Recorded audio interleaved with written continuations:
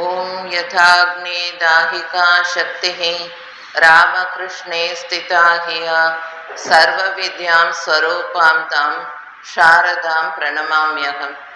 கூடியிருக்கும் சன்னியாசினி பெருமக்கள் அனைவருக்கும் என் பணிவன்பான நமஸ்காரங்கள். பக்தர்கள் அனைவருக்கும் என் பணிவன்பான நமஸ்காரங்கள். இன்னைக்கு இந்த மாலை வேளையில் உங்கள் கூட இருக்கிறதுக்கு ரொம்பவே சந்தோஷமாக இருக்கு. இன்னைக்கு அம்மா உடைய விளையாட்டு அப்படின்றது என்ன அப்படின்றத வச்சு நம்ம கொஞ்சம் பார்க்கலாம். கல்கட்டாவில் பலராம் பாபு அவரோட பையனுக்கு கல்யாணம் நிச்சயமாயிருக்கும். ஸோ அந்த திருமணத்திற்காக அம்மா கல்கட்டா வர்றாங்க.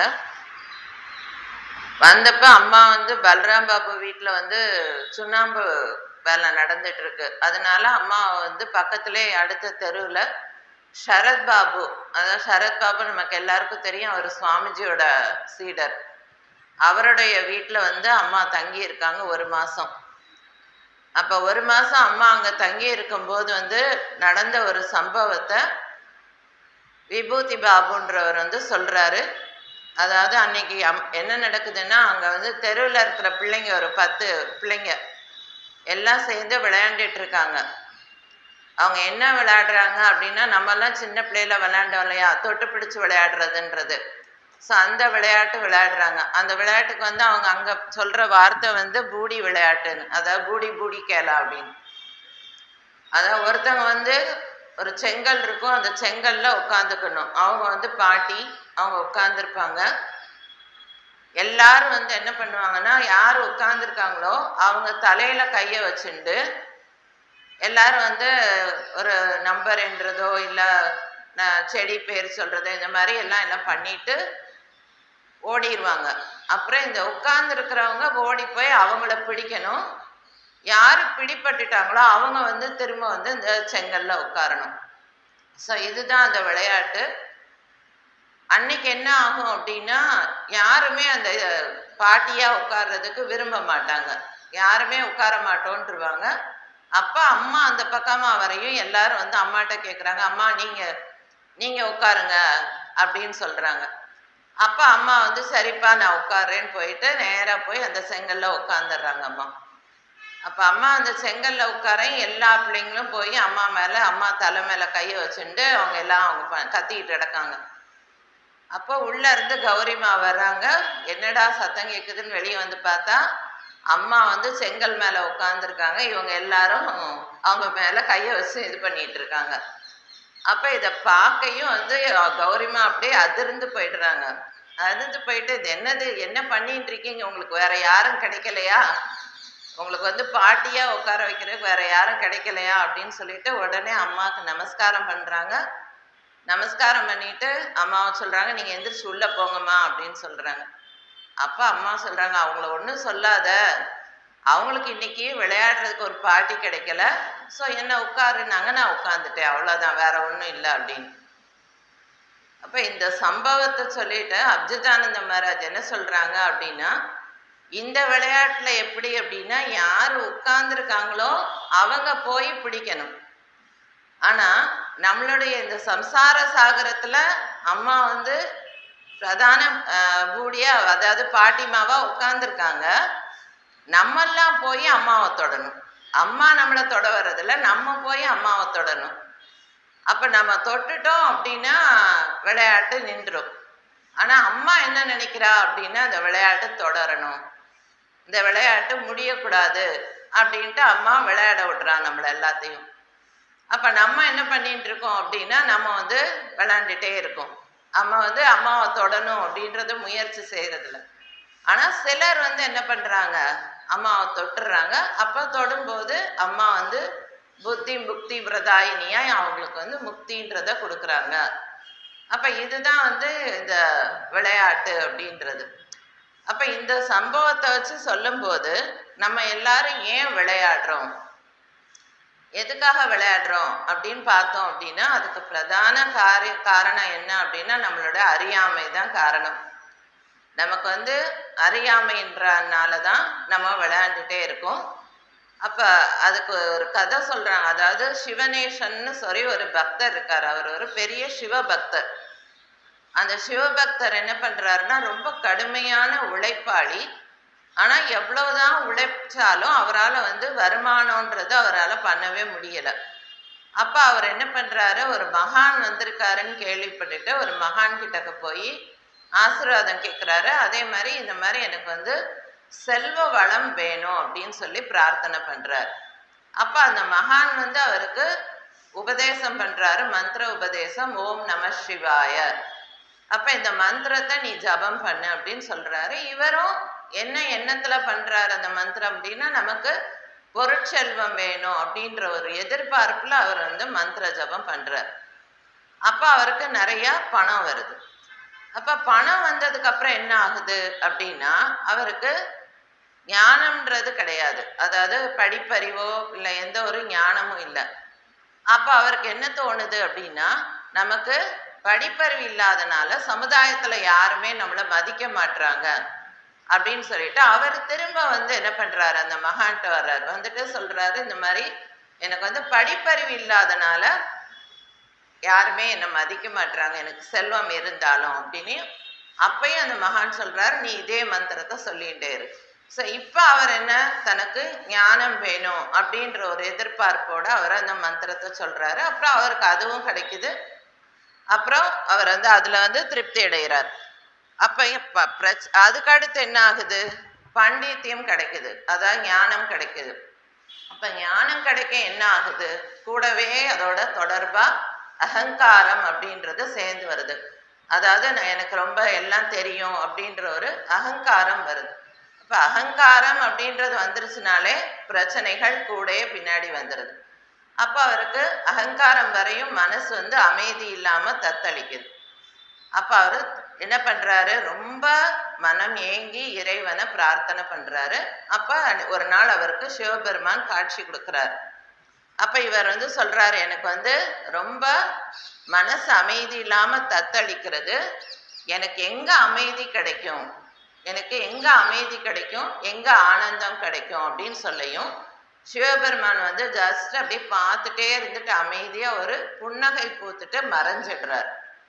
அப்ப இவருக்கு என்ன தோணுது, இது என்ன அப்படின்னு சொல்லிட்டு சரி அவருக்கு குழப்பம்தான் கூடுதே தவிர ஒரு தெளிவு பழக்கல். அப்ப சரி நம்ம இன்னும் ஆழமா நம்ம இந்த மந்திர ஜபத்தை பண்ணுவோம் அப்படின்னு சொல்லிட்டு அவரு திரும்பவும் உட்காந்து ரொம்ப இதா தியானம் பண்றாரு. அப்புறம் பகவான் கிட்டக்க பிரார்த்தனை பண்றாரு, பகவானே நீ எனக்கு தயை காட்ட மாட்டியா, உன் கருணை கண்ணை காட்ட மாட்டியா, உன்னோட கருணை எனக்கு கிடைக்காதா, எனக்கு மன அமைதி கிடைக்காதா அப்படின்னு சொல்லியும். அப்ப பகவான் சொல்றாரு, நான் உனக்கு பாதையை காட்டிட்டேன், உனக்கு நான் பாதையை காட்டிட்டேன், ஆனா நீ அந்த பாதையில வரல, நீ அந்த பாதையில போகல அப்படின்னா எப்படி உனக்கு கிடைக்கும் அப்படின்னு சொல்லி சொல்றார். அப்ப இது என்ன அப்படின்னா, அதாவது ஒரு மீன் தண்ணிக்குள்ளதான் நாள் பூரா இருக்கு. அந்த மீன் தாகமா இருக்கு அப்படின்னு சொன்னா நம்ம எல்லாம் என்ன நினைப்போம், தண்ணிக்குள்ளே இருக்கு தாகமா இருக்குன்னு சொன்னா அது சிரிக்கிற மாதிரி ஒரு விஷயம். ஸோ அதே மாதிரி தான் நம்ம எல்லாருமே, இறைவன் நமக்குள்ளதான் இருக்காரு, ஆனந்தம்ன்றது நமக்குள்ளதான் இருக்கு, அமைதின்றதும் நமக்குள்ளதான் இருக்கு. ஆனா நம்ம என்ன பண்றோம், அதை வெளியில தேடுறோம். அப்ப அதை வெளியில தேடினா எங்க கூடி கிடைக்கும், அதனால அவருக்கு கிடைக்கல அப்படின்னு. அப்ப உள்ள தேடணும் அப்படின்றதான் நமக்கு முக்கியமான இது. அப்ப நமக்குள்ளதான் ஆனந்தம் அமைதி எல்லாமே இருக்கு அப்படின்றத நம்ம முதல்ல புரிஞ்சுக்கணும். அப்ப இது இப்ப இவ்வளோ தூரம் நமக்கு எல்லாம் நமக்குள்ளதான் இருக்கு, எல்லாமே தெரியுது, ஆனா நம்ம ஏன் அதை தேட மாட்டோம் அப்படின்னா அதுக்கு என்ன காரணம் அப்படின்னா நம்மளுடைய கர்மாக்கள் தான்.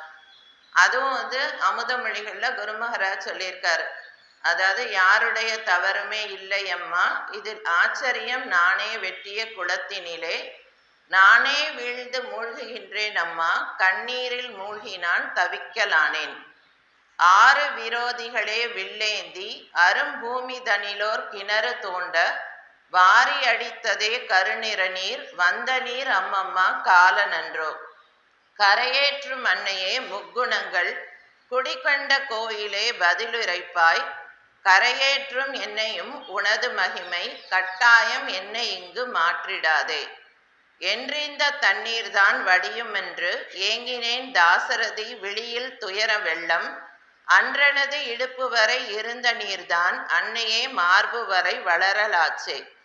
உன் கடைக்கண் பார்வை அருள வேண்டும், உன் கருணையால் முக்தி கிட்டிட வேண்டும், என்னுயிரை காத்திடு எனது தாயே, என்னை நீ கரையேற்று எந்த நம்மா.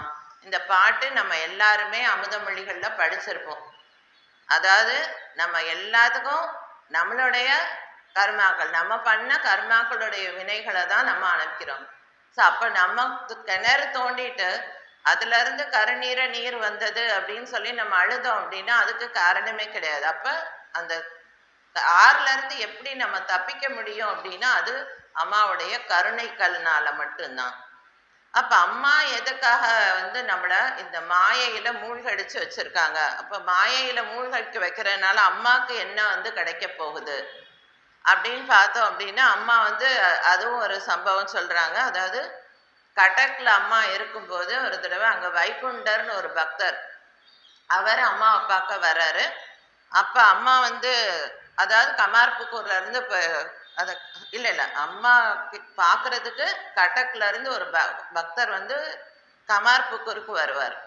அப்ப அம்மா கமார்புக்கூர்ல இருப்பாங்க. அங்க ராம்லால், லக்ஷ்மி எல்லாருமே இருக்காங்க. அவங்க இருக்கும்போது இந்த வைகுண்டர்ன்ற பக்தரை பார்க்கையும் அம்மா என்ன சொல்றாங்க, வைகுண்டா நீ என்னை எப்பயுமே நினைவுல வச்சுக்கோ, அதாவது நீ எப்பயுமே என்னை நினைவுல வச்சுக்கோ அப்படின்னு சொல்றாங்க. சொல்லிட்டு அடுத்த நிமிஷம் அம்மா என்ன சொல்றாங்க, இல்லப்பா நீ எப்பயுமே குருதேவரை நினைவுல வச்சுக்கோ அப்படின்னு சொல்றாங்க. அப்போ உடனே லக்ஷ்மி அம்மா லக்ஷ்மி சொல்றாங்க, ஏமா நீ இப்படி மாத்தி மாத்தி பேசுற, ஏன் நீ மாத்தி மாத்தி பேசுற, நீ தானே மகா மாயை, நீ தான் மகா மாயை, எங்களை எதுக்காக மாயையில திரும்ப மூழ்கடிக்கிற அப்படின்னு சொல்லி கேட்குறாங்க. அப்போ உடனே அம்மா கேட்குறாங்க, நான் என்ன சொல்லிட்டேன், நான் ஒன்றும் சொல்லலையே அப்படின்றாங்க. அப்போ உடனே இவங்க சொல்றாங்க, இப்பதான் சொன்ன நீ என்ன நினைச்சுக்கோ அப்படின்னு சொன்ன, அடுத்து திரும்ப என்ன சொல்ற, நீ குருதேவரை நினைச்சுக்கோ அப்படின்னு சொல்றியே அப்படின்னு சொல்லி அம்மா அமைதியா இருக்காங்க. அப்ப லக்ஷ்மி என்ன சொல்றாங்க வைகுண்டர் கிட்டக்க, இங்க பாரு அம்மா சொன்னதை நல்லா நினைவுல வச்சுக்கோ, அம்மாவை நினைவுல வச்சுக்கோ, அம்மாதான் எல்லாம், மகா மாயை அவதான் உன்னை விடுவிக்க முடியும் அப்படின்னு சொல்றாங்க.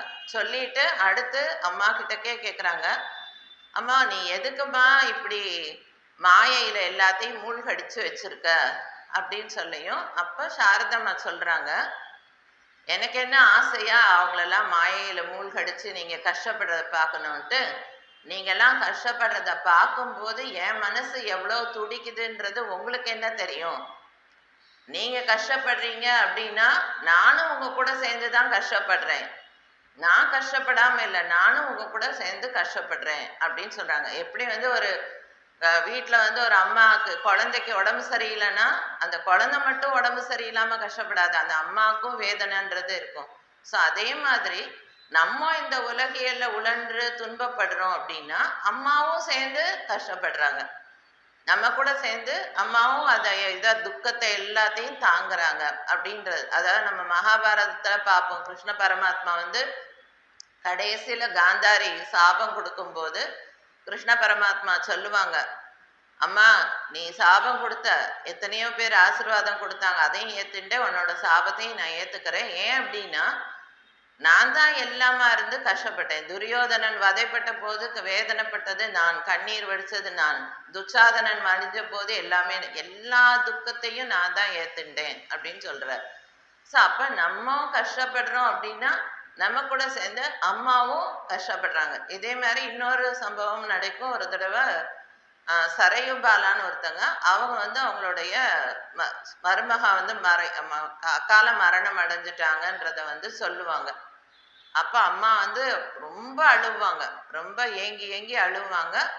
அழுதுட்டு கடைசியில சொல்லுவாங்க, குருமக எனக்கு தேள் கொட்டினா எவ்வளோ வேதனை இருக்குமோ அவ்வளோ வேதனை எனக்கு இருக்கு, அவளோட மரணம் எனக்கு அவ்வளோ வேதனையை கொடுக்குது அப்படின்னு சொல்றாங்க.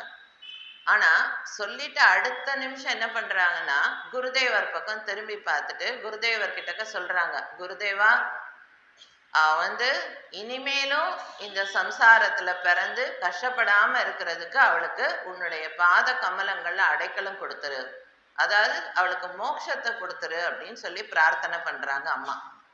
அப்ப அம்மா மோட்ச பிரதாயினியா இருந்து மோட்சத்தை கொடுன்னு பிரார்த்தனை பண்றாங்க. அந்த பிரார்த்தனையை பண்ணிட்டு அடுத்த நிமிஷம் சொல்றாங்க அம்மா, அதாவது யாரெல்லாம், அதாவது யாரையெல்லாம் நான் வந்து என்னோட உள்ளத்துல கொள்றேனோ, அதாவது யாரெல்லாம் என் உள்ளத்துல என்னோட சிந்தனையில இருக்காங்களோ அவங்க எல்லாரத்தோடைய இககாலம் பரகாலம் எல்லாம் வந்து அமைதி அடையிற வரைக்கும் எனக்கு அமைதி கிடையாது அப்படின்னு அம்மா சொல்றாங்க. அதாவது தன்னுடைய பக்தர்கள், தன்னுடைய குழந்தைகள் வந்து தன்னை வந்து அடையிற வரைக்கும் அம்மாவுக்கு வந்து நிம்மதின்றது கிடையாது. அவங்க வந்து அமைதியா என்னால இருக்க முடியாதுன்னு சொல்றாங்க. ஏன் அப்படின்னா நம்ம வீட்டிலே பார்க்குறோம், பிள்ளைங்க ஸ்கூலுக்கு போறாங்க, பிள்ளைங்க திரும்ப வர வரைக்கும் நமக்கு எப்போ வருவான், வர டைம் ஆயிடுச்சு, இன்னும் வர காணுமே நம்ம ஏங்குறோமோ அதே மாதிரி தான் அம்மாவும். நான் நம்ம பிள்ளை இன்னும் விளையாண்டுட்டே இருக்கேன் உலகத்துல, எப்ப நம்மளை தேடி வரும், நம்ம கிட்டக்க எப்போ வரும்னு அம்மாவும் ஏங்கிட்டு இருக்காங்க. அப்ப அம்மா சொல்றாங்க, நான் வந்து என்னோட சிந்தனையில, அதாவது என்னோட உள்ளத்துல யாரெல்லாம் இருக்காங்களோ அவங்க எல்லாரும் இககாலம் பரகாலம் ரெண்டும் வந்து என் கையில இருக்கு, அவங்களோடது நலமா முடிகிற வரைக்கும் எனக்கு நிம்மதி கிடையாது அப்படின்னு சொல்றாங்க. அப்ப இங்க நம்ம என்ன பண்ணணும் அப்படின்னா அம்மாவுடைய உள்ளத்துல நம்ம இடம் பிடிக்கிறது, அதுதான் நம்மளுடைய சாதனையா இருக்கணும். அப்ப நம்மளுடைய சாதனைன்றது என்ன, நம்ம அம்மா நம்மளை நினைக்கிற மாதிரி பண்ணணும்னா நம்ம அம்மாவை எவ்வளோக்கு எவ்வளவு ஆழமா நினைக்கிறோமோ, எவ்வளோக்கு எவ்வளவு அம்மாவை பிடிக்கிறோமோ அவ்வளோக்கு அவ்வளோ வந்து அம்மாவுடைய நினைப்பு நம்ம மேல கூடும் அப்படின்றதான் நம்ம புரிஞ்சுக்கணும்.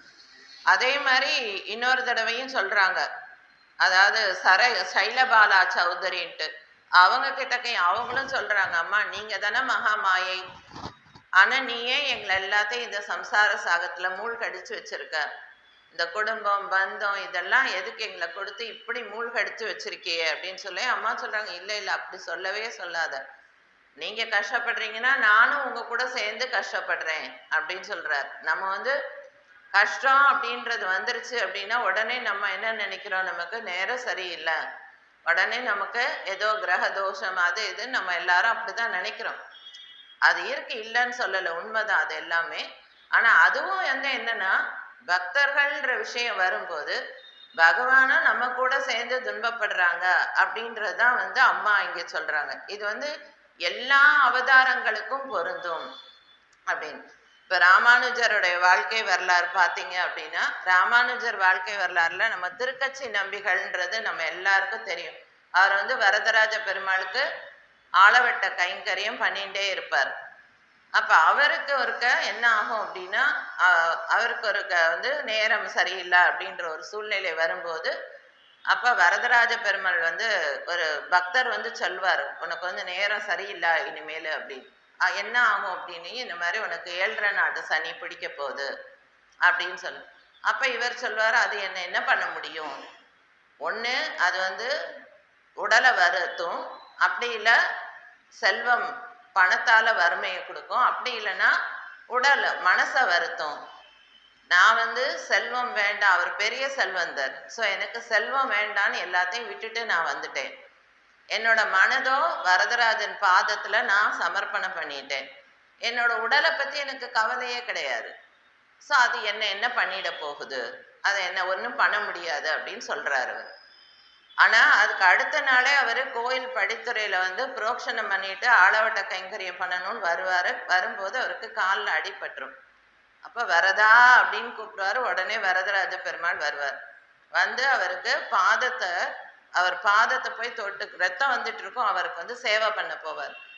அப்ப உடனே அவர் சொல்றாரு, நீங்க எதுக்கு வந்து என்னோட பாதத்தை பிடிக்க வரீங்க அப்படின்னு சொல்லி. அப்ப அவர் சொல்றாரு, என்னப்பா நீ சொல்ற, ஒவ்வொரு நாளும் மகாபாரத யுத்தத்துல நான் வந்து அர்ஜுனனுக்கு தேர் சாரதியா இருந்தேன்னா சாரதியோட கடமைகளை எப்படி பண்ணணுமோ அதை என்ன பண்ணேன், என்னன்னா அதாவது அர்ஜுனன் ரதத்துல ஏறும்போது அவனோட பாதத்தை பிடிச்சு ரதத்தோட படியில வச்சது கிருஷ்ண பரமாத்மா, அதே மாதிரி ஒவ்வொரு நாளும் போர்க்களத்துல இருந்து திரும்பி வந்து இறங்கும் போது அர்ஜுனனோட பாதத்தை கையில ஏந்தி கீழே இறக்குனதும் கிருஷ்ண பரமாத்மா.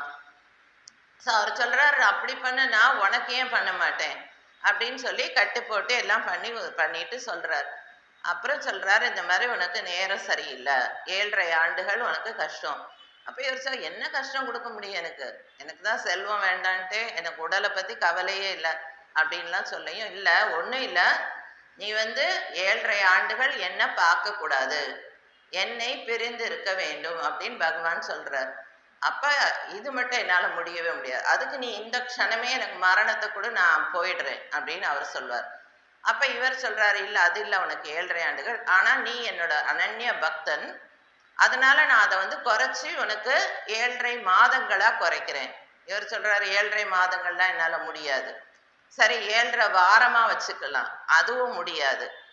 அப்ப அவர் சொல்லுவாரு, அதுக்கு நீ என்ன பண்ணு, பேசாம அரசர்கிட்டக்க சவுக்கடி டெய்லி 100 சவுக்கடின்னு கொடுத்துட்டு நீ எனக்கு சேவை பண்ணுன்னு சொல்லு, நான் சவுக்கடியை வாங்கிட்டு உனக்கு சேவை பண்றேன் அப்படின்னு சொல்லுவார். அப்ப இவர் சொல்லுவாரு, நீ சவுக்கடிப்படுறத நான் தாங்கணுமேப்பா, என்னால அது நான் எப்படி நீ அடிப்படுறத தாங்குவேன், அது என்னால முடியாது, அதனால அது நடக்காது. சரி அப்ப கடைசியில 7.5 நாட்கள் அப்படின்வார். இவர் சொல்லுவாரு, 7.5 நொடியா மாத்துன்னுவார். அவர் சொல்ல, 7.5 நொடியெல்லாம் முடியாது, 7.5 நாட்கள். சரி 7.5 நாட்கள் நீ என்ன பார்க்க கூடாது, அப்படி மீறி நீ பாத்தீங்கன்னா அது 7.5 வருடங்களா மாறிடும். இவரும் சரின்றுவாரு, வீட்டுக்கு வந்துருவாரு, அவரோட ஆசிரமத்துக்கு வந்துருவாரு. அந்த பூந்தோட்டத்துல ஒரு குடில் அமைச்சு இருப்பார், வந்துருவார் பூந்தமல்லியில இருக்காரு. ஆனா அவருக்கு எப்ப எந்த நொடி வரதராஜ பெருமாளை பார்க்க முடியாதுன்னு கேள்விப்பட்டாரோ அந்த நொடியில இருந்து அவர் மனசு தத்தளிக்க ஆரம்பிச்சிடும். அப்ப அழுதுகிட்டே மாலையை தொடுப்பாரு, பாசுரம் 4000 திவ்ய பிரபந்தம் பாடிக்கிட்டே அவர் அழுதுகிட்டே பிரார்த்தனை பண்ணிக்கிட்டே பண்றாரு. அந்த மாலையை மற்றவங்க மூலமா கொடுத்து விடுறாரு. ஸோ இப்படியே 3 நாள் போயிடுது. இங்கிட்டு வரதராஜ பெருமாள் மாலை பாத்தீங்கன்னா அவரோட மாலையை போட்டு அடுத்து கொஞ்ச நொடியிலே மாலை வாடி போயிடுது. பக்தர்கள் எல்லாரும் என்ன நினைக்கிறாங்க, கோயிலுக்கு போனோம்னா வரதராஜருடைய ஒரு சாநித்தியம், அவருடைய தேஜஸ், அவர் முகத்துல ஒரு பொலிவே இல்லை, அவரோட முகத்துல ஒரு சோர்வு இருக்கு அப்படின்றது பக்தர்கள் எல்லாரும் ஃபீல் பண்றாங்க. இங்கிட்டு இவரே அழுதுகிட்டே இருக்காரு. அப்ப ராமானுஜர் ஒரு நாள் யாதவ பிரகாஷரோட பாடசாலையில இருந்து சீக்கிரமா அவரை பாக்குறாரு. பார்த்தா இவர் ரொம்ப அழுதுகிட்டு இருப்பாரு. அப்ப இவர் கேட்பாரு, ஏன் இப்படி அழுகுறீங்கன்னையும் அவர் சொல்லுவாரு, இல்லப்பா பாசுரம் பாடிக்கிட்டு இருந்தேன், அப்படியே ஆனந்தத்துல கண்ணீர் வந்துருச்சு. அப்ப ராமானுஜர் சொல்லுவாரு, நீங்க பாசுரம் பாடி அழுகிறத நான் நிறைய வாட்டி பார்த்திருக்கேன், ஆனா உங்களுக்கு இப்படி கண்ணீர் வராது, இன்னைக்கு நீங்க அழுகிற கண்ணீர் ஆனந்த கண்ணீர் இல்ல, இது நீங்க மனசு வருத்தப்பட்டு கவலையில கழுவுறீங்க, என்ன ஆச்சு சொல்லுங்க. அப்ப இவர் சொல்றாரு, இந்த மாதிரி இப்ப நான் இதை வெளியில சொன்னா பக்தர்கள் யாரும் நினைச்சிடக்கூடாது, இவ்வளோ பெரிய பக்தன் வரதராஜருக்கு சேவை செஞ்சா அவனுக்கே இப்படின்னா அப்ப சாதாரண மக்கள்லாம் என்ன அப்படின்னு நினைச்சிடக்கூடாது, அவங்களுக்கு பகவான் மேல விசுவாசம் குறைஞ்சிடக்கூடாதுன்றதுக்காக நான் யார்கிட்டையுமே சொல்லாம நான் கஷ்டப்பட்டுட்டு இருக்கேன். அப்ப ராமானுஜர் பதில் சொல்றாரு, அதுதான் நம்ம கவனிக்க வேண்டியது. ராமானுஜர் சொல்றாரு, இங்க பாருங்க, இதை பத்தி நீங்க கவலைப்படவே வேண்டாம். அதாவது சாதாரண மனிதர்கள், அதாவது யாரெல்லாம் இறைவனை நம்பாம, அதாவது வெறுமன பொருள் பகவான் கிட்டக்கு இது வேணும் அது வேணும்னு கேட்கிற பக்தர்களா இருந்தா அவங்களுடைய கர்மாக்களை கழிக்கிறதுக்குரிய பொறுப்பை கிரகங்கள் கையில பகவான் ஒப்படைச்சிடுறாரு. ஆனா யாரெல்லாம் பகவானுடைய அனன்ய பக்தர்களோ, யாரெல்லாம் பகவான் கிட்டக்க பக்தி வேணும், எனக்கு உன்னுடைய பாதங்கள் அடைக்கலம் வேணும்னு பிரார்த்தனை பண்றாங்களோ அவங்களுடைய கர்மாக்களுடைய பலன்களை கொடுக்கும் பொறுப்பை பகவான் தன் கையில எடுத்துக்கிறார். அப்ப தன் கையில எடுத்துன்றது மட்டும் இல்லாம அவரும் நம்மளோட சேர்ந்து கஷ்டப்படுறார். இப்ப இங்க திருக்கச்சி நம்பிகள் கஷ்டப்படுறாருன்னா அங்க வரதராஜ பெருமாளும் கஷ்டப்படுறாரு. அப்ப அதனாலதான் சொல்றாரு, ராமானுஜர் சொல்றாரு, அதனாலதான் நீங்க இங்க கஷ்டப்படுறது மட்டும் இல்லாம அவரும் கஷ்டப்படுறாரு அப்படின்ட்டு ராமானுஜர் நேரா வரதராஜ பெருமாள் கோயிலுக்கு போயிட்டு வரதராஜர் முன்னாடி நின்று சொல்றாரு, பெருமானே இது தேவைதானா உனக்கு, அந்த பக்தனை இவ்வளவு வருத்தப்பட்டு அவர் அழுதுகிட்டு இருக்காரு, இங்க நீயும் வாடி போயிருக்க, நீ பச்சை பட்டு உடுத்தி இருக்க, ஆனா ஒரு பொலிவு இல்லை உன் முகத்துல, உன் மாலை வாடி போகுது, வர்ற பக்தர்கள் யாருமே சந்தோஷமா இல்லை, எதுக்காக இவ்வளோ, ஏன் இப்படி போட்டு அந்த பக்தரை சோதிக்கிற அப்படின்னு ராமானுஜர் பிரார்த்தனை பண்றார். அப்ப ராமானுஜர் பிரார்த்தனை பண்ணோடனே கரெக்டாக 1.5 நாள் இருக்கும்போது என்ன ஆகுது, வரதராஜ பெருமாளே நேராக பூவிருந்தவள்ளி வந்து திருக்கச்சி நம்பி சுவாமிகளை பார்க்க வர்றார். அப்போ திருக்கச்சி நம்பி சுவாமிகள் அன்னைக்கு பாசுரம் பாடிக்கிட்டே கொஞ்சம் அயர்வா அப்படியே கண்ணயர்ந்து தூங்குறாரு. இவர் விசிறி வீசிட்டே நிற்கிறாரு வரதராஜ பெருமாள். அதாவது இவ்வளோ நாள் வரதராஜ பெருமாளுக்கு இவர் ஆலவட்டம் கைங்கரியம் பண்ணாரு. இன்னைக்கு பகவான் வந்து இவருக்கு வீசுறாரு. அப்ப அந்த குளுமையான காத்து படையும் இவர் எந்திரிச்சிருவார். எந்திரிச்சு என்ன அப்படின்ட்டு பார்த்தா இவர் நிக்கிறார். உடனே இவர் கண்ணை மூடிட்டு இந்த பக்கம் திரும்பிடுவார். நீ போ, இங்க இருந்து இங்க இருந்து கிளம்பி போ. நீ வந்து ஏமாத்த வந்திருக்க, உன்னை பத்தி எனக்கு நல்லாவே தெரியும். நீ வந்து 7.5 நாளை நீ 7.5 வருஷம் ஆக்கணும்னு முடிவு பண்ணிட்டு வந்திருக்க அப்படின்னு சொல்றாரு.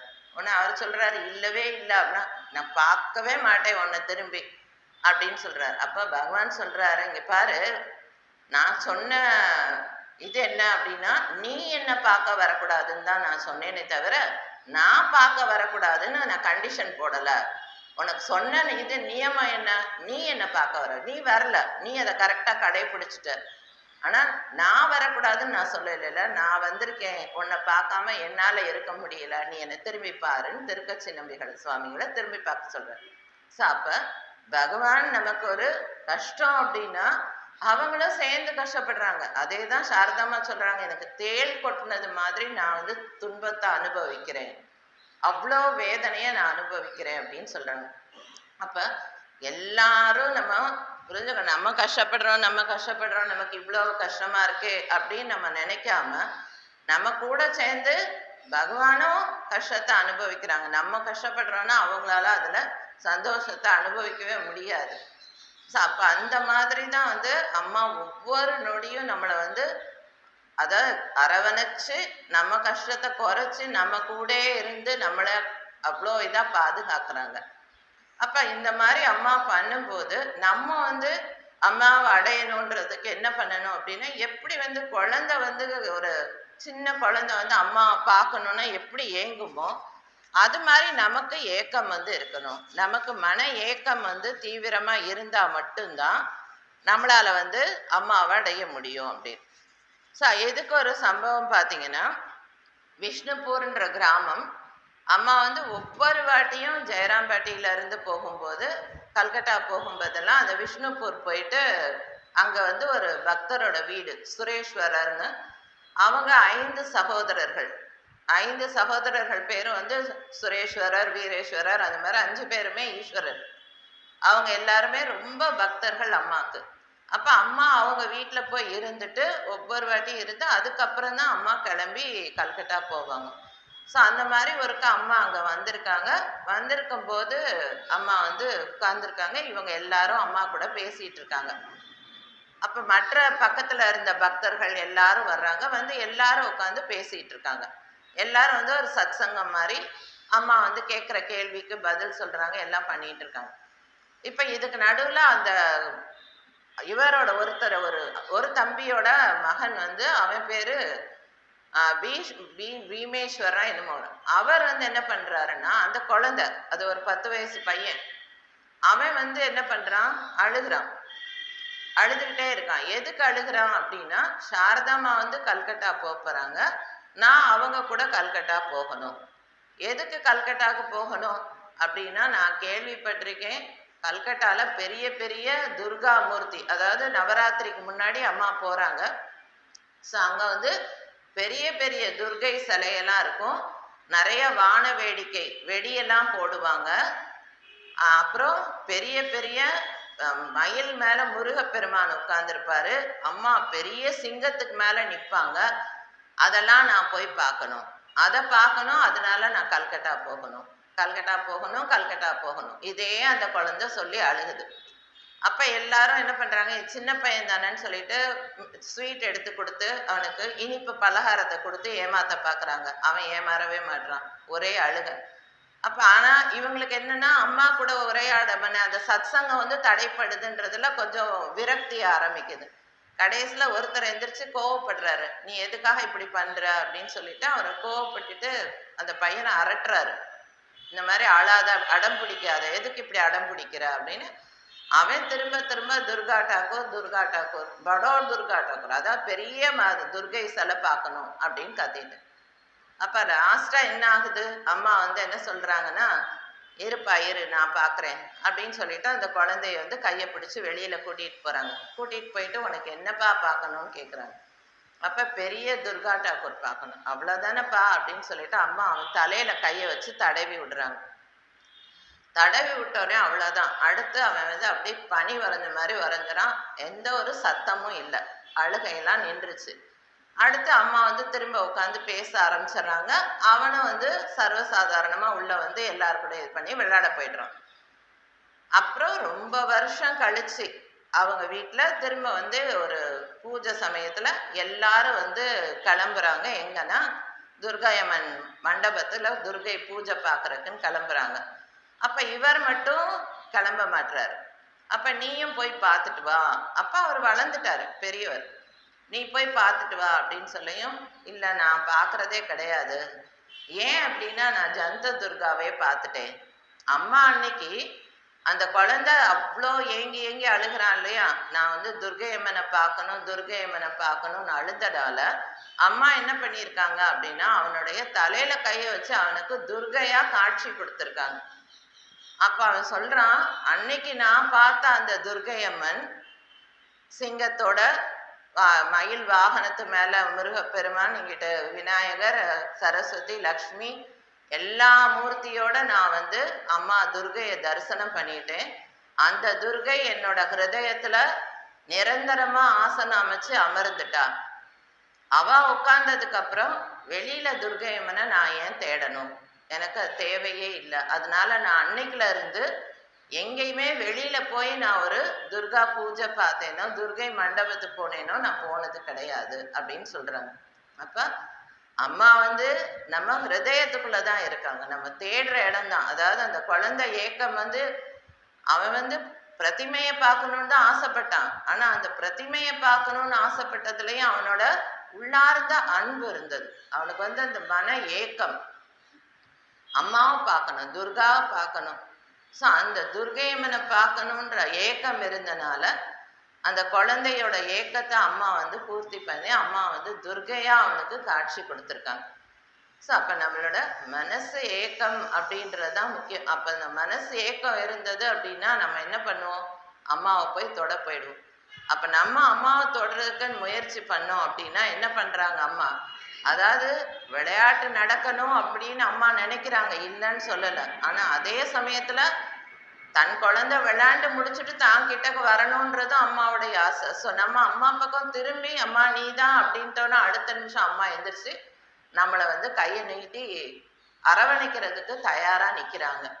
அப்போ அதை தான் வந்து அம்மா வந்து சொல்கிறாங்க, அதாவது நான் வந்து எப்போ நீங்கள் வந்து என்கிட்ட வருவீங்க, அதாவது குரு மகாராஜ் சொல்லுவார்ல, அம்மா வந்து காதை வந்து தீட்டி வச்சுட்டு உட்காந்துருக்கா, என் குழந்தை வந்து எப்போ என்னை கூப்பிடும், என்கிட்டக்க எப்போ திரும்பி பார்க்கும் அப்படின்னு சொல்லி அம்மா வந்து காதை தீட்டி உட்கார்ந்துருக்காங்க அப்படின்னு சொல்லணும். ஸோ அப்போ நமக்காக அம்மா காத்துட்டு இருக்காங்க அப்படின்றதான் வந்து இங்க சாஸ்வதமான உண்மை. அப்புறம் நம்ம கஷ்டப்படுறோம் அப்படின்றத விட நமக்குள்ள இறைவன் நம்ம கூட இருந்தே கஷ்டப்படுறாங்க அப்படின்றதான் உண்மை. இது இன்னொரு சம்பவமும் இருக்கு. ஒரு பக்தர் இருப்பாரு, அவர் வந்து எப்பயுமே பார்த்தீங்கன்னா இறைவன் வந்து தன் கூடயே கரம் பிடிச்சு நடக்கிற மாதிரி அவருக்கு ஒரு எப்பயுமே ஒரு அனுபூதி அவருக்கு இருக்கும். அவ்வளோ ஒரு சிறந்த பக்தர் அவர். அப்ப எப்பயும் அவருக்கு வந்து தன் கரம் பிடிச்சு இறைவனோட நடக்கிற மாதிரி ஒரு உணர்வு இருக்கும். அதே நேரத்துல அவர் வந்து தான் நடக்கிற இடத்துல எல்லாம் இன்னும் 2 பாதங்கள் பார்த்துட்டே இருப்பார், பத சின்னங்கள் அவர் பார்த்துட்டே இருப்பார். ஏன்னா இறைவன் கூட நடக்கிறாருன்றது. நடுவுல வாழ்க்கையில அவருக்கு ரொம்ப ஒரு கஷ்ட காலம் வரும். அந்த கஷ்ட காலம் வரும்போது என்ன ஆகும் அப்படின்னா, ஒரு பாதம், அதாவது ஒரு 1 பேர் ஆஃப் பாத சின்னம் தான் இருக்கும், இன்னொரு பாத சின்னம் இருக்காது. அதுக்கப்புறம் அப்படியே அவர் ரொம்ப கஷ்டப்பட்டிருப்பாரு. அந்த கஷ்டம் முடிஞ்சதுக்கு அப்புறம் பார்த்தா திரும்பவும் 2 பாத சின்னங்கள் இருக்கும். அப்ப இவர் வந்து கேட்பாரு, பகவானே என் கூட இத்தனை காலமா இருந்த, நான் இவ்வளோ கஷ்டப்பட்டேன், அந்த கஷ்ட காலத்துல நீ என்னை விட்டுட்டு போயிட்டியேப்பா, அந்நியார நான் ஒரு பாத சின்னத்தை தானே பார்த்தேன் அப்படின்னு சொல்லியும் உடனே பகவான் சொல்றாரு, நீ என்ன அது உன் பாத சின்னம் நினைச்சியா? கிடையவே கிடையாது, அது என்னோட பாத சின்னம். நான் உன்னை தோல்ல தூக்கி வச்சு சுமந்துட்டு இருந்தேன், அதாவது நான் வந்து நீ வந்து அந்த துன்பத்தை உன்னால தாங்கியிருக்கவே முடியாது. நீ அந்த துன்பத்தை தாங்கிக்கணுன்றதுக்காக நான் உன்னை தூக்கி என் தோல்ல வச்சு சுமந்தேனே தவிர அது உன்னுடைய பாத சின்னம் கிடையாது. அந்நேரம் நான் உன்னை வாழ்க்கையில நான் தான் உன்னை காப்பாத்தி தூக்கி நடந்தேன் அப்படின்னு பகவான் சொல்றார். ஸோ அப்ப நம்ம வந்து கஷ்டம் துன்பம்னு வந்ததுன்னா நம்ம வந்து ஏன் துன்பத்தை கொடுத்த இறைவா, ஏன் என்னை துன்பப்படுத்துறான்னு கேட்காம நம்ம கூட சேர்ந்து பகவானும் கஷ்டப்படுறாரு, ஐயோ நம்மளோட கர்மாக்கள்னால இறைவனுக்கு இவ்வளோ கஷ்டம் வருதே அப்படின்னு நம்ம அந்த மாதிரி நினைச்சு நம்ம ஏக்கத்தை கூட்டிட்டோம் அப்படின்னா நம்மளோட கர்மாக்களும் சீக்கிரமா கழியும். அதே சமயத்துல பகவானுடைய கடாட்சம் கருணையும் நமக்கு பரிபூரணமா கிடைக்கும். அதுக்கு அவங்க வந்து தயாரா இருக்காங்க.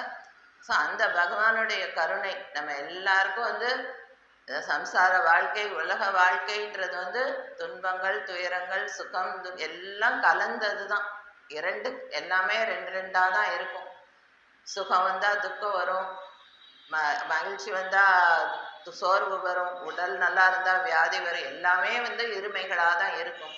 ஆனா இந்த இருமைகள் எல்லாத்துக்கும் நடுவுலையும் நம்ம கூட சாஸ்வதமா ஒவ்வொரு க்ஷணமும் கூட இருந்து இது பண்றது அம்மா தான்.